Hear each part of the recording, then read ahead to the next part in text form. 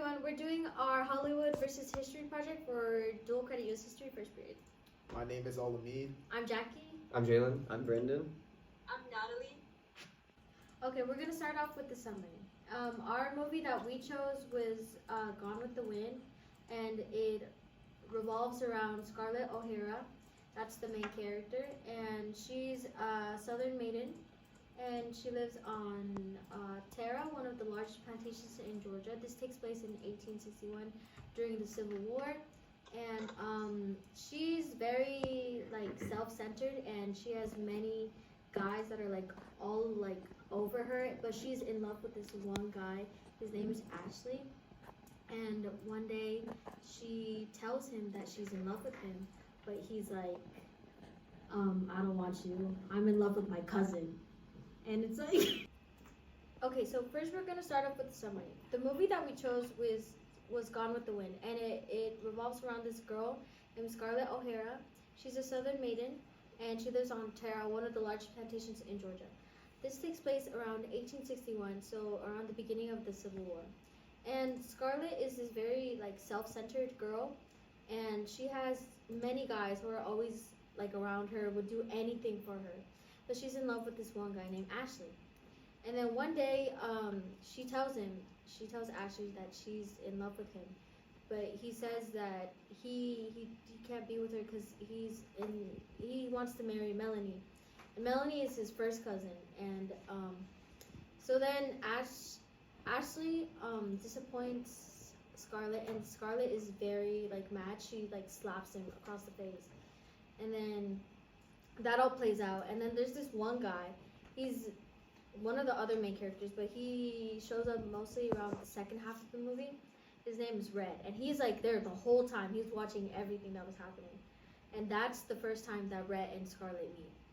Okay, so then around that time, that's when the Civil War is like announced, and all the guys are very excited for some reason to go sign up for the war, and they're very like happy about it. And then Ashley and Melanie are to be married, but right when the Civil War is announced, Ashley's little brother Charles asks Scarlett to marry him, and Scarlett, since she was so mad with Ashley, she says yes, just so she can get back at Ashley. But Ashley doesn't really care. But so Melanie and Ashley get married, and then Scarlett and Charles get married. So then they go off to the war, and every so often they get like little like announcements on like who's wounded, who's dead, who's alive, and they would always be like worried. And then Charles ends up dying, and around that time Scarlett finds out that she's pregnant. And so then after that Scarlett is left with Melanie, and Melanie, she also plays a significant role. She's very kind and she's very sweet, but Scarlett is very much jealous of her, and she always like, she's very two-faced with her as well. But Melanie is very sweet, and no matter what anybody says, she doesn't like to put down Scarlett or anything, even though she's the one who's with Ashley. And then after Scarlett gives birth, she finds out that Ashley is like coming back, and when he comes back, he goes to visit Melanie and her. But then Ashley makes Scarlett promise that she's gonna take care of Melanie, because now Melanie's pregnant. And so then he goes back, and then a few months pass by, because now Melanie is giving birth to the day that the Yankees capture Atlanta, and that same day they enter and they like burn it to the ground. And then Red comes in again, and he like saves them, like as they're like close to the flames and everything. And they go back to their house, like to Tara, like the original plantation that Scarlett is from. And she finds out that her mother has passed away, and her father's like psychologically, he's very much changed. So yeah.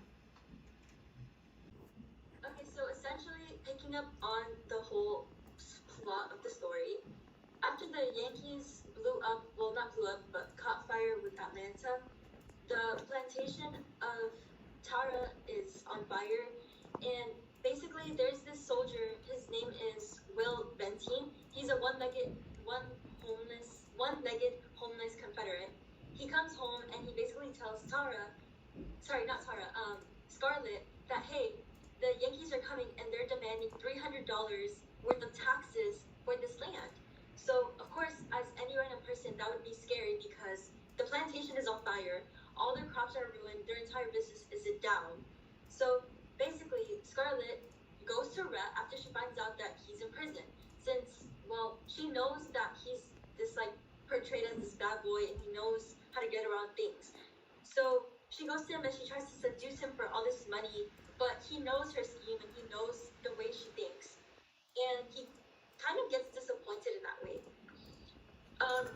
Backtracking back, so she leaves the prison and she meets this guy. His name is. What is his name? His name is Frank Kennedy. He's the owner of a general store. So basically, Tara, she asks him for help. Hey, like, oh, you have this amazing business. So basically, to save Tara, he betrays his own sister. He marries her, and then he pays taxes on her, and she works to increase the profits of his business. So Scarlet is working for Frank to kind of gain that.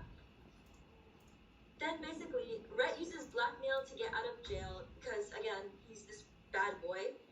And then he ends up just going back to Scarlet. He loans Scarlet the money. And basically, back to Tara, the plantation, Gerald, which is Scarlet's father, passes away. And basically, they attend this funeral, and everybody is in this despair. They're all very sad and depressed. And Scarlet then eventually marries Rhett, and they get married, and they have a baby. And the baby is named Ella Lauren. And that Scarlet is not with Rhett right now. Scarlet is with Frank. Right, so she marries him for the money to help him. And the baby's name is Ella Lauren. Right? And then, from moving back onto that, a free black man accompanied a white male companion and slaughtered Scarlet on the road and the sawmill. The KKK basically revenges an attack on Scarlet the following night, resulting in death of Frank. So Frank is dead, and she has Ella still. Eventually, Rhett proposes to her, even though she has a kid with another father. He proposes to her, and she accepts. They went on this amazing honeymoon because Rhett is now rich. They bought this amazing brand new house that's like a very big mansion, and Scarlet becomes pregnant again with Rhett's child. So now she has Frank and Rhett's child. Now the girl that is Rhett's child, her name is Bonnie Blue Butler. That's her full name. And Rhett takes care of her. He's all over her. He's obsessed. I mean, that's his first child, so he's gonna be very overprotective. Unfortunately, Bonnie eventually dies in a horse riding accident because I think a horse trampled on her, but she died in that way. But back to the couple, so Rhett and Scarlet. Scarlet feels detached because she hears now Ashley's coming back from war, and basically in the scene, Rhett comes in the room and catches Scarlet looking at Ashley's picture because she misses him. So he already knows what's going on in her mind. He's like, okay, I know that she still misses him.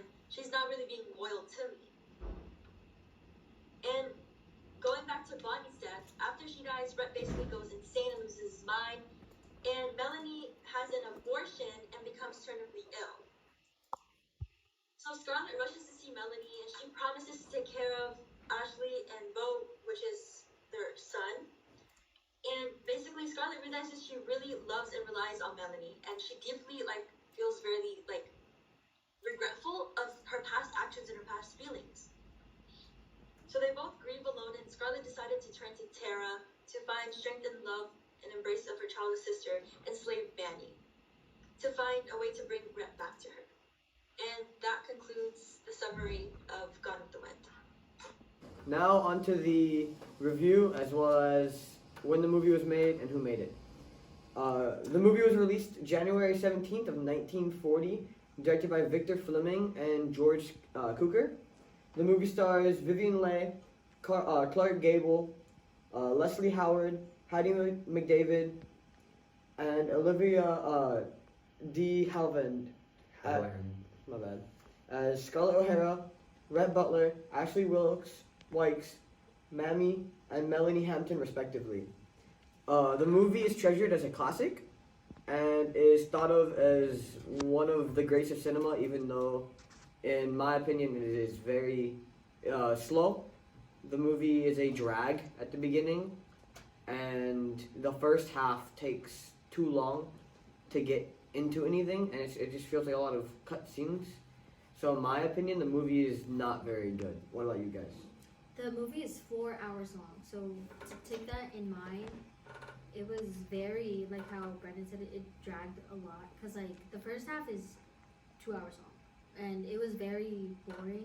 When we watched it, we kept, like, getting distracted, and we were like, wait, what did they say? It was very boring, and also very historically inaccurate. Yeah, they romanticize slavery, romanticize the causes of like the main conflict, the Civil War between the South and the North. Everything about the movie, objectively, with history and all of that, it's very subpar, and it's very romanticized. The slaves in the movies, they feel like kind of like a maid butler situation with their masters, when in reality we all know that it's not that at all. It's very brutal. And this movie, I understand that this movie is supposed to be more to the white audience. It's supposed to be more died down or watered down is a better word. But to make the slaves feel what's the word for it? I'm sorry. To make the slaves feel more Humane? yeah, more to make It the makes slaves slavery more seem humane. It's I see it as a sense of it's kind of racist in a way, because when I watched the movie, I felt as though the slaves were kind of. I also agree with Jackie's opinion, and what I believe is that historically this movie is very inaccurate to the real life situation. Firstly, you have the romanticism of slavery all present within this movie. The slaves in this movie seemed content with what they're doing with the forced labor, and that this movie puts no emphasis on the actual causes of the main conflict, the Civil War, where there was mass slavery all in the southern area. There were economic disparity of all kinds. Okay, so I also wanted to add that when the movie was first released, upon its release, it sparked numerous controversies, specifically because it romanticized slavery and it faced multiple sorts of criticism because it made people think that maybe slavery wasn't so bad. Although this movie, in summary, Gone with the Wind, at the time was cherished as a cinematic masterpiece. Now it's just a product of that time, and this is shown in many of the historical problems the movie has, and its glorification of many things. All in all, this movie is not very accurate, not very entertaining, and if I had to rate it, it'd be a 2 out of 10. What about y'all? Well, I do agree, but I would give it a better rating, honestly. I did like the romance war type of genres. I'll give it like a 4 out of 10. You? Although I do like romance movies, it was very messed up. So I think like a 4 or 5 out of 10. And Natalie gave it a 4 out of 10. So. Then as for me, I would give the movie a 3 out of 10 just based off its accuracy to history. So thank you for listening to our Hollywood versus History project. Yeah, let's go. Cut.